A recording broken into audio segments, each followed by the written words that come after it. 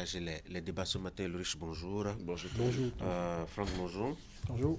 On va s'intéresser un peu à ce qui se passe en Côte d'Ivoire actuellement. L'actualité, c'est la présidentielle qui se prépare, qui devrait se tenir vers la fin de cette année 2025. En attendant, les tractations se poursuivent et les choses se mettent progressivement en place avec, pour dernier développement, la radiation de quelques ténors de la classe politique actuelle ivoirienne de la liste électorale. Le dernier cas en date, un certain Thiam Tidjane, qui a donc été exclu, lui qui est président du PDCI-RDA, l'historique parti du père fondateur donc de la nation ivoirienne, Félix Houphouët-Boigny. Alors, faut-il maintenant commencer à s'inquiéter quand on connaît la tradition électorale difficile de la Côte d'Ivoire depuis le décès donc du premier président de ce pays, notamment avec cette crise de 2002 autour de la question de l'ivoirité?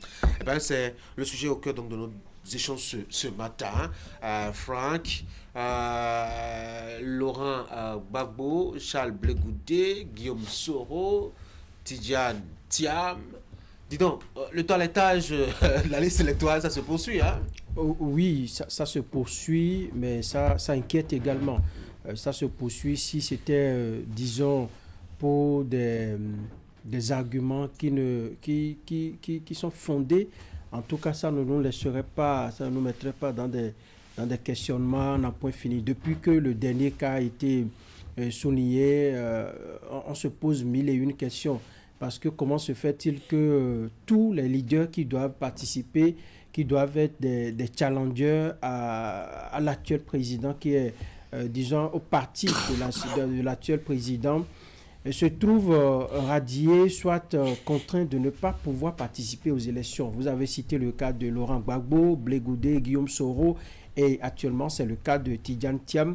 Ça soulève beaucoup de questionnements. Et lorsque vous voyez un peu l'histoire de la Côte d'Ivoire, on se rend compte que cette notion d'ivoirité, la question de la nationalité, ça revient toujours sur tapis lorsqu'on va aux consultations électorales et on l'utilise soit pour, disons, pour gagner du terrain ou soit pour empêcher certaines personnalités des citoyens de participer aux élections.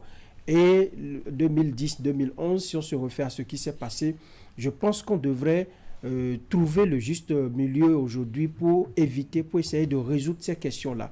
Parce que ça dresse le lit, à mon avis, à des crises sociales. Je ne sais pas ce que cela va produire comme effet les jours et les semaines à venir, avant octobre.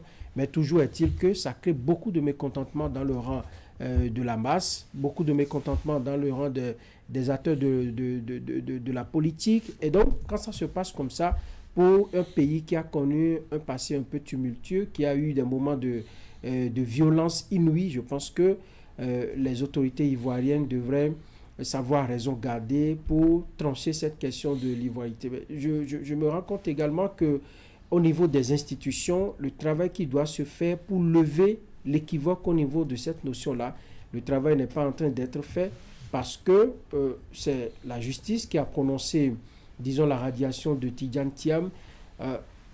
Quel rôle jouent les institutions qui doivent intervenir dans le processus électoral?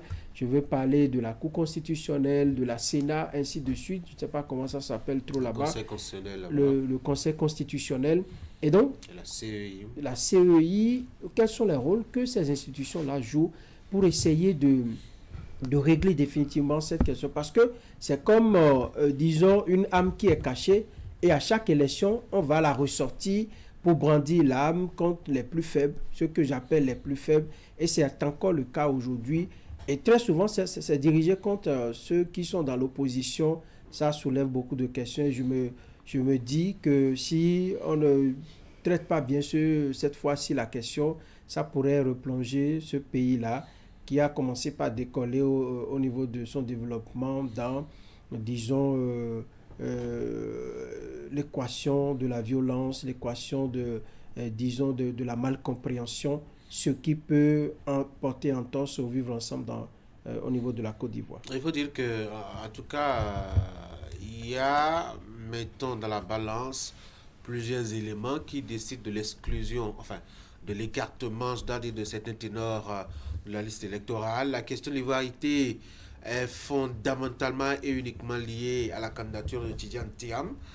Mais les autres, Laurent Gbagbo, pour sa condamnation, notamment dans cette affaire donc de la banque qui aura été dévalisée, etc., avec à peu près, je crois, 20 milliards ou combien, emportés, alors que la crise était à son paroxysme. Pour, mettons, Guillaume Soro, on a parlé de condamnation aussi, Charles Blé Goudé aussi pour, mettons, l'incitation de ces jeunes à prendre les armes alors que le régime Gbagbo était finissant. Donc on a quand même des accusations qui sont, ma foi, différentes d'un individu à un autre. Et la question d'ivoirité, on va revenir là-dessus, hein, puisque Tidiane Thiam a été victime de ça.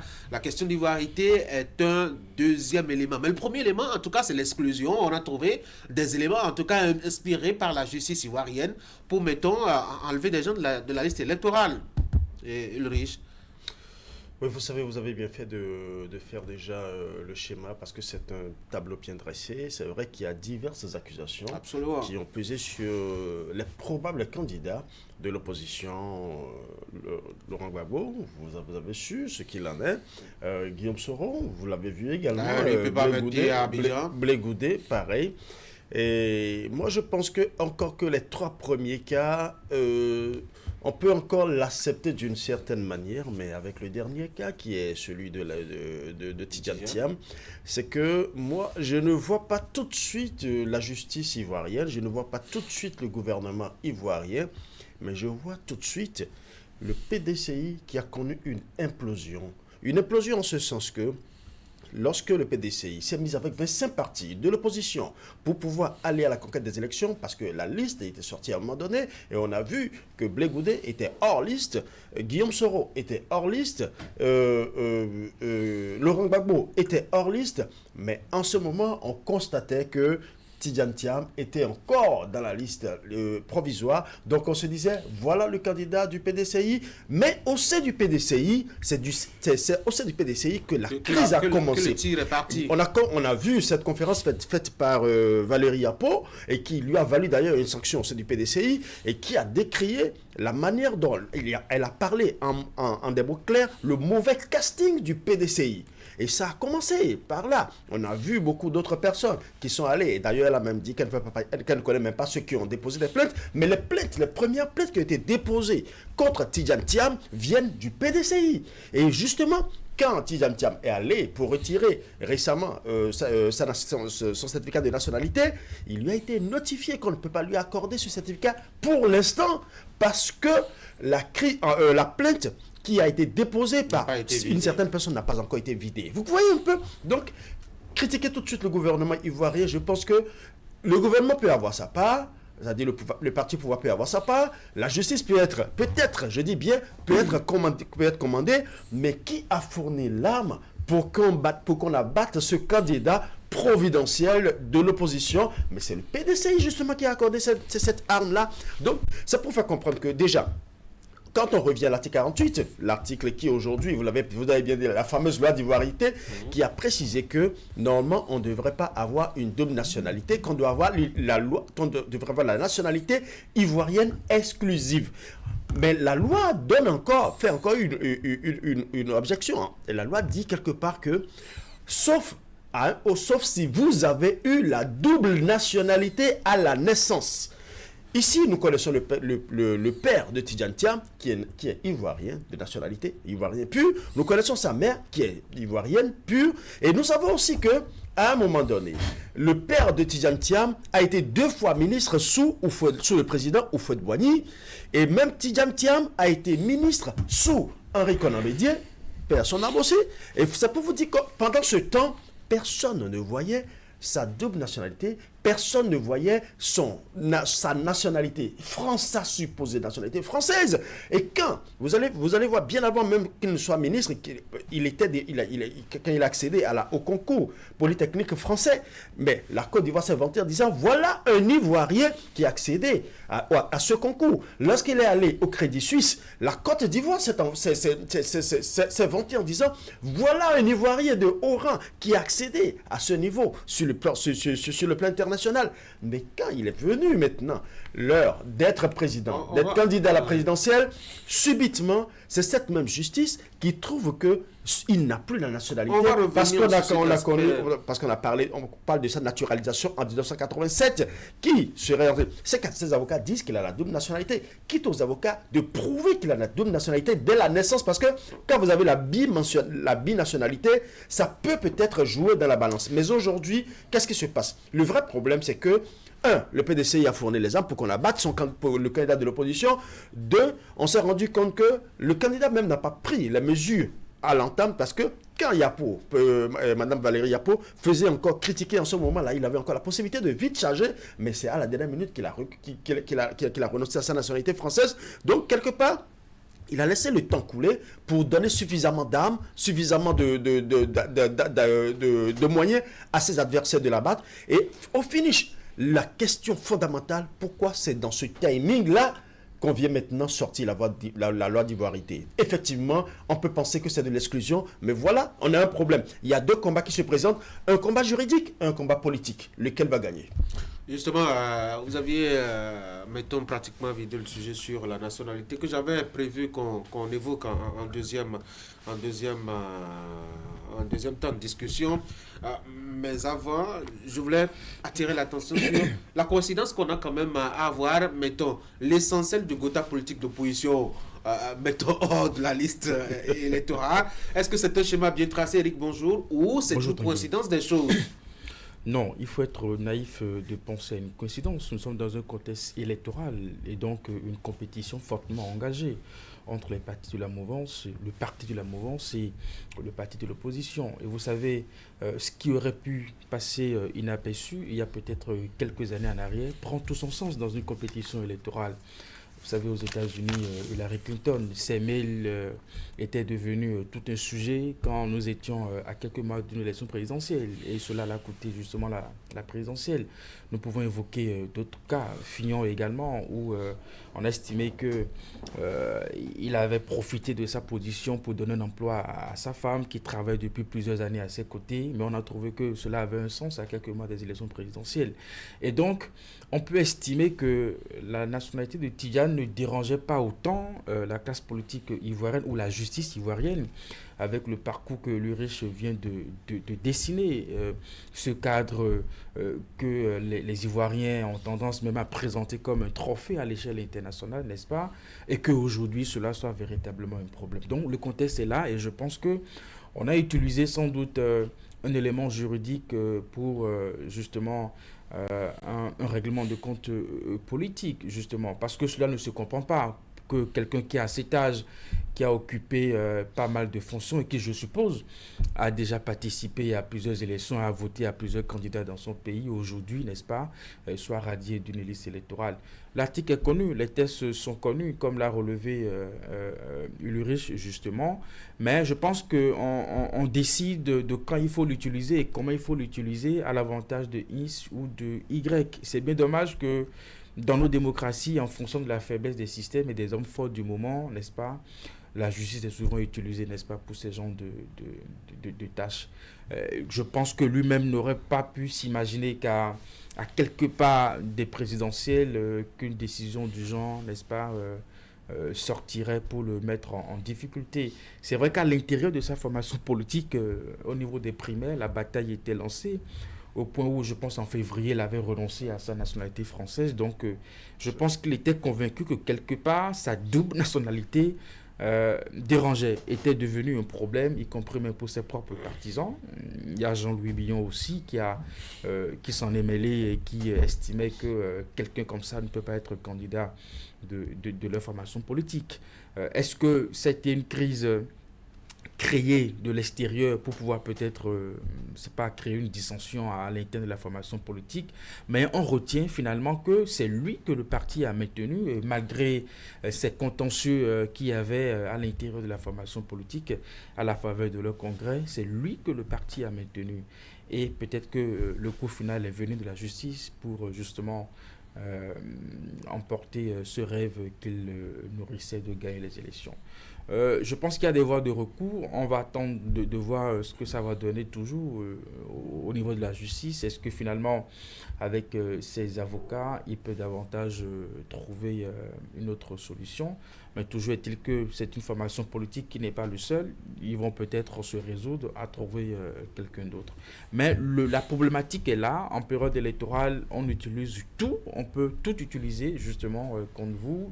C'est peut-être en cela qu'il faut sans doute, quand on s'inscrit dans cette démarche, essayer de faire son homework, fouiller sa vie, essayer de tout nettoyer pour que voilà, on n'arrive pas à identifier des failles dans ce genre d'élan. Mais si vous êtes en face d'un système pour qui il faut pas du tout participer à une élection, on peut tout inventer, on peut tout créer et c'est bien dommage. Franck, est-ce qu'on peut parler d'exclusion programmée quand on sait que les condamnations dont il s'agit en dehors de la situation de Thiam n'ont pas été faites il y a 2-3 ans. Laurent Gbagbo a été condamné il y a bien des années, avant même, je crois, le rendez-vous de 2020 où ils ont été à la présidentielle, même s'il y avait quelques difficultés. Guillaume Soro est parti tout seul de la Côte d'Ivoire, personne ne l'a renvoyé, même si après il a des difficultés à rentrer, etc. Charles Blé Goudé aussi a quand même répondu de son passé quand il était ministre de la Jeunesse. Il a quand même incité quelques jeunes, en tout cas, à descendre dans les rues et à poser quelques actes assez délicats. Quand on a réuni tout ça, on ne peut pas dire qu'on a planifié une exclusion pour l'élection de 2025. On dit que qui va loin ménage sa monture. Gouverner, c'est prévoir, diriger également politiquement. Exclure, c'est gouverner. Politiquement, moi je pense que ces exclusions sont politiquement programmées. Ah oui, planifiées. C'est-à-dire que lorsqu'il y a une compétition politique, oui, on examine, on check et on regarde mais les adversaires potentiels. Qu'est-ce qu'il faut leur trouver? Qu'est-ce qu'il faut leur coller? Non, mais les affaires existent. Et on n'a pas inventé. Oui, les affaires. Le braquage de la banque, ça existe. Et on a remonté jusqu'à des implications. Jusqu'à l'implication de Laurent Gbagbo s'est défendu. Et mieux, Charles Blé Goudé, il a été blanchi à l'international. Quand il est rentré, pour d'autres faits. Quand il est rentré, ce sont des affaires qu'on a trouvées. En fait, c'est comme des épées de Damoclès qu'on a mis sur la tête de ceux-là. Lorsque vous n'affichez pas votre volonté de briguer la magistrature suprême ou d'avoir des ambitions politiques, eh bien, l'épée est là, ça ne descend jamais. Mais une fois que vous affichez cette volonté, cette envie-là d'aller de l'avant en politique, allez, on sort l'épée et puis ça vous rase. Moi, je pense que tout ça a été programmé et ceux qui ont intérêt à ce que ça se passe comme ça, ils ont été ingénieux. Ils ont été ingénieux et ils ont fouillé dans les placards de ceux-là pour voir s'il y a une aiguille, s'il y a quelque chose, un cadavre, je ne sais quoi. Et on les sort pour les brandir, pour essayer de trouver des arguments solides pour contrecarrer ces gens-là dans leur rêve. Ce qui se passe en Côte d'Ivoire, je pense que c'est de la pure, c'est de la haute politique. Je l'avais déjà dit. Et on a utilisé des institutions parce que la justice ivoirienne aurait pu saisir cette occasion-là pour se crédibiliser davantage. C'est-à-dire la question de trancher pour une fois pour toutes la question liée à Tidjane Thiam qui, lorsque vous fouillez très bien, c'est vrai que c'est des arguments qui ont été trouvés. On est allé chercher un argument assez solide juridiquement. Je me demande si ces avocats auront gain de cause en faisant appel et tout. Mais il y a une volonté politique derrière de bloquer quelqu'un qui est potentiellement, disons, favori à ces élections-là. Et tout se passe comme si, vous avez vu le silence de Alassane Dramane Ouattara. Et il a dit quoi? Il va pas marcher dans la rue jusque-là, on ne sait même pas on ne sait pas s'il sera candidat, oui. Si c'est son dauphin qui sera... Il a un dauphin? Enfin, je suppose. S'il a un dauphin, vous voyez, il y a un faux. Après, il va dire non, c'est une bataille juridique, c'est une bataille politique, je ne m'en mêle pas. Alors qu'on sait très bien qu'il y a une main derrière tout ça. C'est compliqué, c'est complexe pour ce pays-là. Et moi, je me demande comment tout cela va être géré pour qu'on ne retombe pas. On va le voir tout à l'heure, analyser tout à l'heure, oui. Oui, on peut ne pas, comme on dit, entrevoir la possibilité que le système en place ait pu donner des consignes pour que ce qui est venu comme une décision de justice soit véritablement confirmé. Parce que, à l'analyse, si on devrait laisser les choses aller telles que ça avait commencé avec Tidjane Tam à la tête de sa formation politique, il se pourrait justement que le parti au pouvoir n'ait finalement pas gain de cause pour ces élections. Parce que lui-même le dit, il est le seul candidat crédible face à la mouvance. Donc, il y a sans doute cette peur, il y a sans doute peut-être qu'on se dit qu'à la lueur où vont les choses, on risque de perdre le pouvoir, on risque de perdre le contrôle de pouvoir à ces élections, qu'il faut prendre au sérieux véritablement cette candidature et faire en sorte que cela ne marche pas. Oui, l'argument juridique qui a été trouvé, on a du mal à l'attaquer dans la mesure où il est précisé que dès l'instant qui s'est inscrit au niveau du fichier électoral, il avait sa double nationalité. Or, c'est clair que pour participer à une élection, même en tant que votant, il faut être vraiment d'une et unique nationalité, celle ivoirienne, justement. Et je pense que, pour moi, ce qui me met un peu dans la confusion, c'est que cette procédure que lui-même il a entamée, justement, du côté de la France, pour qu'on lui retire sa nationalité française, c'est que, quelque part, il s'est rendu compte que cela était devenu un élément qui dérangeait à la fois ses propres partisans, mais peut-être aussi bien au-delà. Et qu'il fallait peut-être, pour régler tout, pour mettre tout le monde en état de confiance et tout ça, il fallait justement faire en sorte que on puisse lui retirer cette nationalité. Donc la question était là. C'est pas comme si on lui a inventé une nouvelle nationalité à la veille des élections. Il avait bel et bien une double nationalité, celle française et puis celle ivoirienne. Donc je pense que là-dessus, on a du mal à comprendre en griffe s'il était victime de l'appareil judiciaire dans cette démarche-là. Maintenant, on aurait pu peut-être pour des questions de paix, des questions de transition, de réconciliation dans laquelle se trouve la Côte d'Ivoire, faire peut-être profil bas et laisser les citoyens décider justement de qui va gagner les élections. Si tant est que la question de la nationalité est un problème, laissez les Ivoiriens décider dans les urnes. Allez, on va changer de cap de discussion. Quand on sait que, bon, entre autres, parmi ceux qui ont été retirés de la liste électorale, Tidjane Tam pour une affaire d'ivoirité, quand on sait que par le passé, cette affaire d'ivoirité a causé beaucoup de mal, notamment en 2002 et la crise qui s'en est suivie jusqu'à hauteur de 2011, est-ce qu'on n'est pas en train de s'amuser avec un petit feu là? Pas un petit feu, un grand feu. Quand on se souvient de la crise de 2009-2010 et qu'on se souvient aussi de la crise de 2020, ce n'est pas un petit feu. Parce qu'on sait qu'il y a eu des pertes en vie humaine, on sait qu'il y a eu beaucoup d'infrastructures construites à des frais colossaux du moins, qui ont été détruits. On sait qu'il y a des familles qui ont été disloquées et des gens en ont profité pour violer des femmes, des gens en ont profité pour commettre les crimes les plus exécrables. Donc, ce n'est pas un petit feu, c'est un feu ardent que la Côte d'Ivoire doit éviter. Ceci étant, il faut comprendre que cette loi d'ivoirité doit être assez claire, assez précise et assez explicite. Mais elle est claire. Elle est claire, elle est explicite. C'est la façon dont mais justement, la manière dont c'est utilisé. Notre galère dans les pays africains, vous savez, c'est les lois. Les hommes de droit. Vous savez, ce ne sont pas les lois, c'est les hommes de droit et leur interprétation.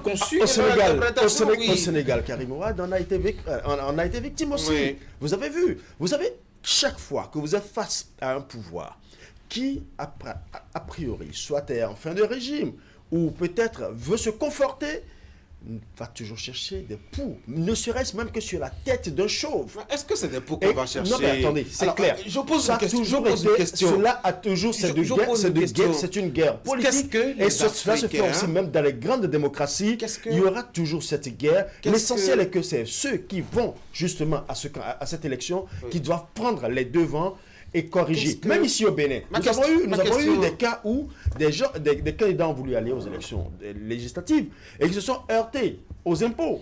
Et certains ont dit non, que ça a été fabriqué juste pour les anéantir. Mais non, quand vous allez à une compétition, vous montez, comme on le dit, qui va loin, mène à sa monture. Et maintenant, cette loi d'ivoirité, quand on vient à elle, effectivement, on a vu ce que ça a créé avec Ouattara. On a vu le combat que ça a créé. On a vu les pertes en vies humaines. Est-ce qu'aujourd'hui, il faut encore jouer avec cela? Moi, je pense que la Côte d'Ivoire joue dangereusement avec un feu très ardent. Qu'est-ce que nous avons, Eric, nous, Africains, dès qu'il y a une petite occasion où on peut se donner une autre nationalité, qu'on aille courir à être français, à être italien, à être espagnol, etc. Et c'est quand on a des ambitions maintenant qu'on commence à être en difficulté. Ce n'est pas la faute à l'appareil judiciaire ivoirien, Oui. C'est la faute à celui qui, au départ, il sait qu'il est ivoirien et qu'il est allé se trouver une nationalité française. Je suis bien d'accord avec vous. Alors, si tant est qu'on veut véritablement respecter ce principe, je suis sûr que dans la liste électorale, est-ce qu'on est convaincu que toutes les personnes qui vont voter, en tout cas les citoyens ivoiriens, n'est-ce pas, on est sûr qu'il n'y a pas double nationalité dedans, justement. Je sais pas. Parce que, justement, on se dit, mais pourquoi c'est seulement la personne exclusive de Tidjane Thiam qui intéresse, justement. Et donc, en la matière, je suis d'accord avec vous. Marine Le Pen, elle a été condamnée récemment, justement, pour une infraction qu'elle a commise. Oui. Nous sommes à quelques pas des élections présidentielles. Elle est identifiée comme une favorite pour ces élections. Aujourd'hui, elle crie partout, justement, que c'est une décision politique, justement. Et donc, ça n'a rien à voir avec le droit tel que elle la conçoit. Donc, ce n'est pas seulement une réalité africaine. Quand on est dans un contexte politique, électoral, et que des décisions comme ça tombent, on a du mal, justement, à saisir le bon sens du droit, n'est-ce pas, quand bien même ces faits sont avérés. Peut-être que nous aussi, nous allons vivre ce moment avec le quitus fiscal. Ça vient. Vous et moi savons combien nos hommes politiques sont friands des biens immobiliers. Tu rentres dans un quartier, on va te dire de tel endroit jusqu'à tel endroit, c'est pour tel acteur politique. Mais quand vient le moment de rendre compte... Mais moi, je parle surtout de la nationalité. Quand vient le moment de rendre compte... Les biens, ok, ça peut se comprendre, mais la nationalité, vous êtes né quelque part, vous étudiez, vous commencez à étudier, et même ceux qui nous ont précédés, vous étudiez aux frais de l'État, qui vous envoie ailleurs, vous finissez d'étudier là-bas, vous travaillez à acquérir la nationalité de là-bas, et après, maintenant, quand vous découvrez des ambitions, vous êtes dérangé quand vous dites que vous n'êtes pas d'ici, Franck. C'est quand même curieux, non? Oui, en réalité... Et puis, à la veille des consultations électorales, j'en ai vu à Cotonou, ils s'alignent devant les ambassades étrangères là pour aller voter mais si pour cela les autres devrait élections. déranger, Oui. mais Tanguy, si cela devrait déranger, Oui. comment se fait-il que, avec cette même réalité, ces mêmes personnes, l'État les utilise, même quand ces personnes rentrent dans leur pays? Tidjane Thiam, quand il est rentré en Côte d'Ivoire, il ne s'est pas caché. Il a occupé des fonctions. Oui. Il a joué des rôles dans l'appareil de l'État. Jamais on a soulevé cette question. On devrait commencer à faire cette... Et je dirais même que l'État ivoirien a même profité, n'est-ce pas, de son intelligence, de sa capacité à gérer des grands dossiers. On peut supposer que c'est un consultant. Quand bien même il avait... supposer que c'est un consultant quand bien même il international. avait sa double nationalité. Oui, mais on justement. peut supposer Donc, que c'est un consultant La question international. se Et trouve à ce là-dessus- niveau. On ne dit pas que ça dérange. Oui. Alors, ça aurait pu déranger quand il représentait la Côte d'Ivoire dans des grandes instances internationales. Ça aurait pu déranger quand il occupait des postes politiques au niveau de son pays.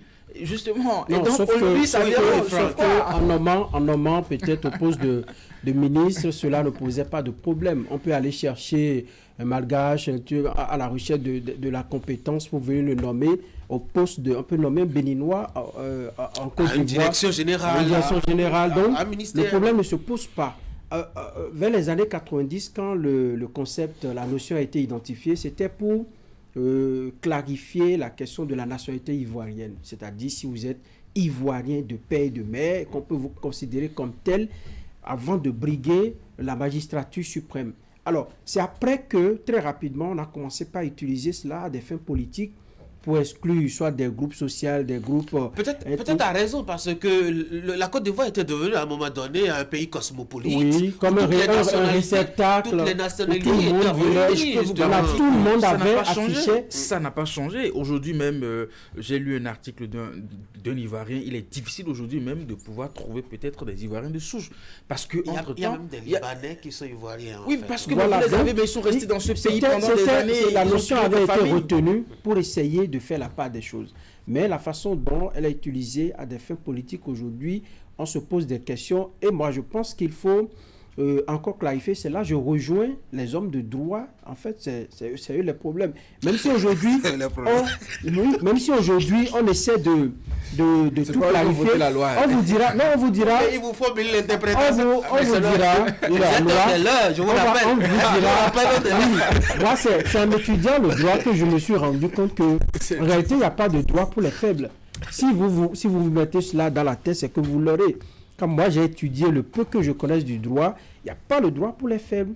Le droit est fait pour les forts et ça les rend davantage plus forts. Moi, je peux faire le débat avec ma petite connaissance que j'ai du droit. Alors, lorsque vous en arrivez là et on utilise parce que on l'amène la loi, ici on va vous dire, la loi elle est là, on vous dira l'esprit de la loi. Et mieux, la loi donne la possibilité au juge de décider conviction. Quand on vous parle d'intime conviction, et lorsqu'on sait que un citoyen dans un pays a une obédience forcément politique, son cœur bat pour tel parti ou tel parti.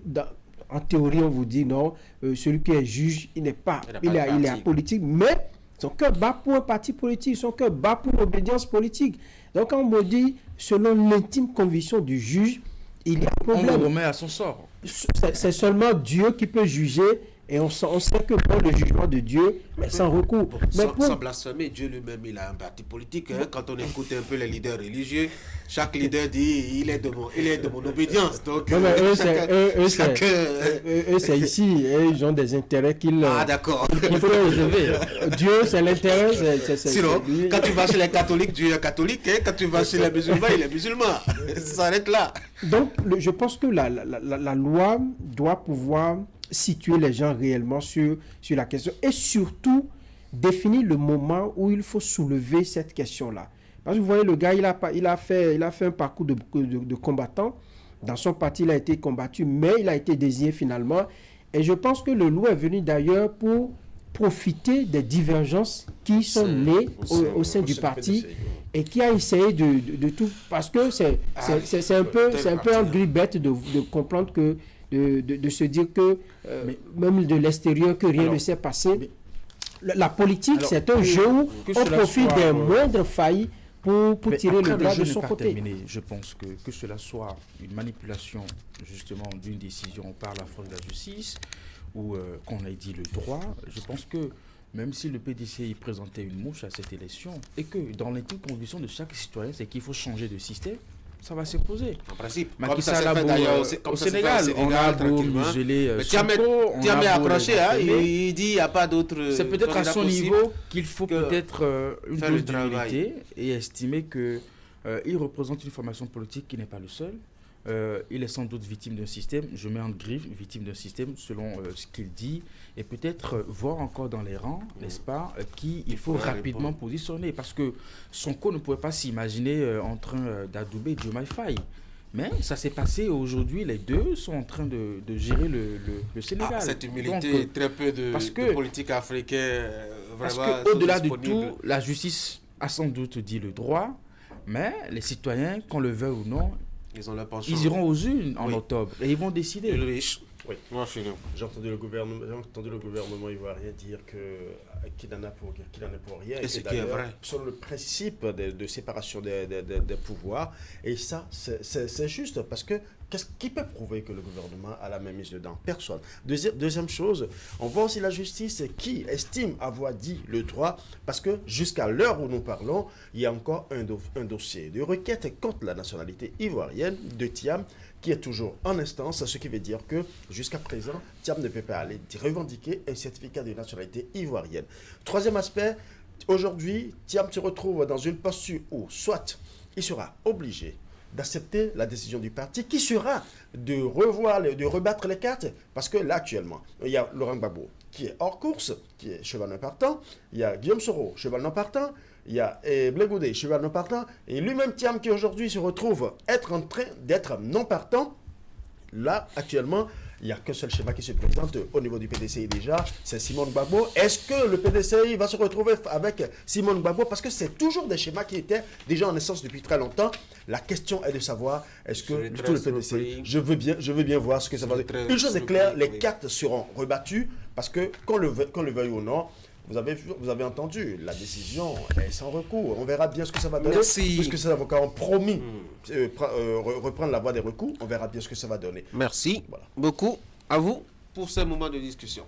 Bonne journée à vous. Mesdames et messieurs, la haute de presse derrière moi. Passez une très bonne journée.